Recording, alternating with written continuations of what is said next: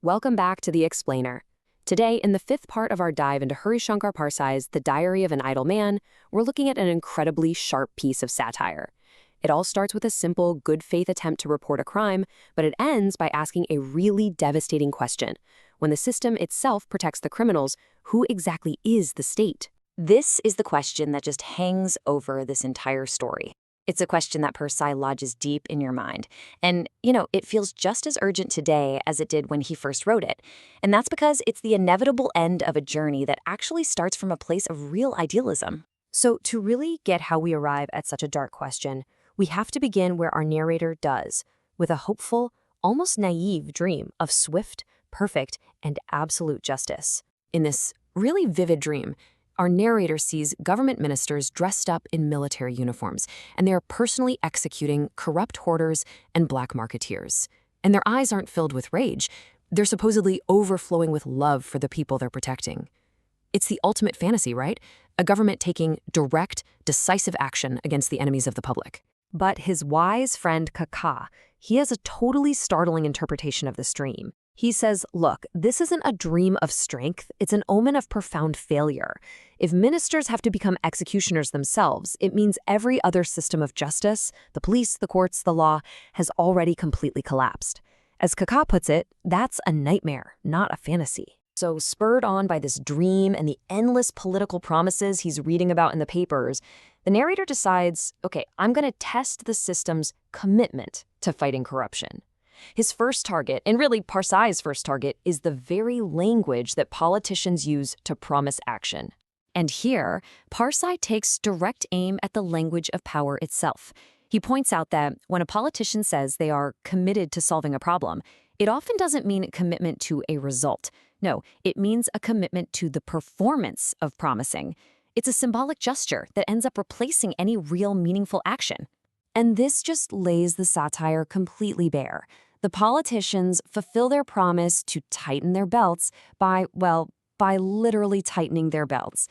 The gesture has been made, so the promise is considered kept. The actual problem, the corruption, is of course completely untouched. It's a perfect, almost comical, bureaucratic sleight of hands. All right, so now he's determined to force some real action. Our narrator teams up with his friend, Sharma Master. After they identify two major hoarders who were illegally stockpiling grain, they set off to report them directly to the authorities. They're hoping to finally cut through all those empty promises. Their very first encounter with the system is just a perfect little microcosm of the absurdity that's about to unfold. They're stopped by police who are in the middle of a courtesy week. And what does that mean? It means they deliver their usual insults, but now with a polite Mr. tacked onto the front. It's politeness as a hollow, meaningless procedure.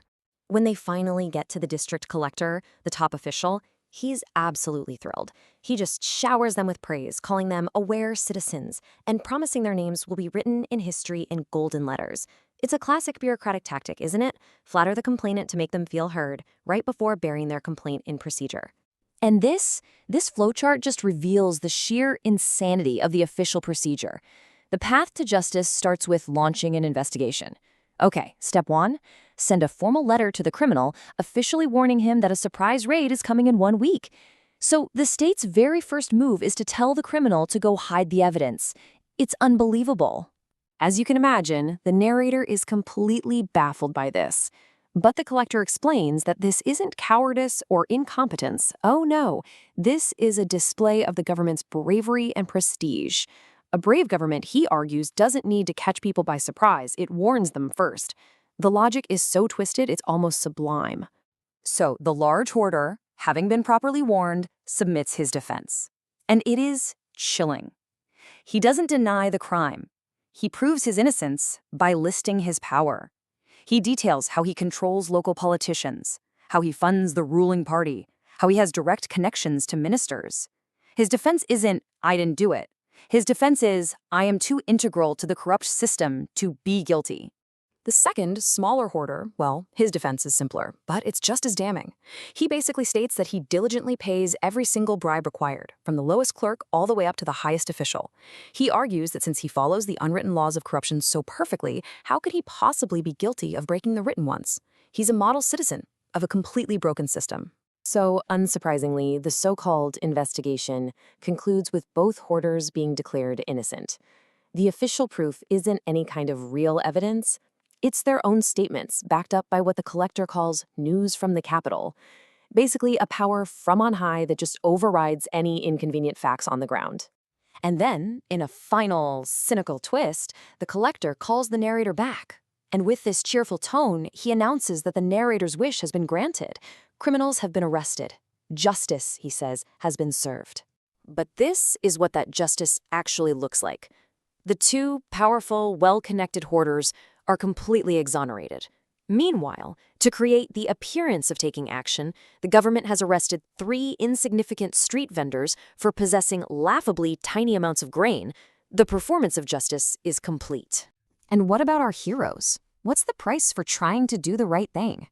Well, Sharma Master, the teacher who first identified the criminals, gets a warning from his school to stop his political activities, or he'll be fired. And our narrator? He's now a person of interest, and he's being followed by state surveillance. And here we are at the final perfect inversion of the narrator's entire journey. He started out as a citizen trying to help the state enforce its own laws. He ends up as a threat, an enemy of that very same state. When he finally confronts the intelligence agent who's been following him, the narrator hears the system's final devastating verdict.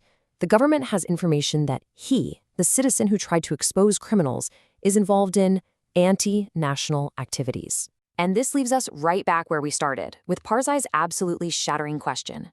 If the system of hoarders, corrupt officials, and powerful politicians is protected by the state, and the citizen who speaks out against them gets labeled anti-national, then who exactly is the nation? Is it the corrupt system itself, or is it the people it claims to serve? That's the question this satire leaves buzzing in our heads, and it's one we're all still trying to answer.